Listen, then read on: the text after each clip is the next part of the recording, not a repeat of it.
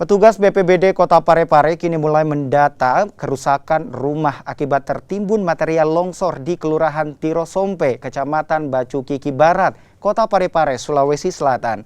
Dari pendataan, ada satu rumah warga yang alami rusak berat setelah tertimbun material longsor.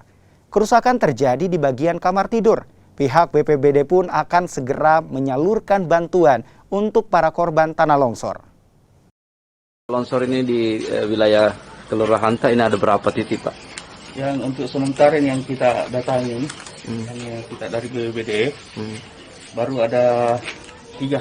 Ada 3 ya? Ada 3, satu yang di sana, dalam satu RT 3. Ada 3. RT apa itu, Pak? RT 4, RW 5. RW 5 ya. Di Kelurahan Tirosompe. Pak, apa yang dilakukan pihak pemerintah dan BPBD ini, Pak, setelah ini, Pak? BPBD langsung verifikasi data, pengukuran berapa panjang rusaknya, itu kita perhitungkan, Pak. Baru kita usahakan turun bantuan. Pak, yang terparah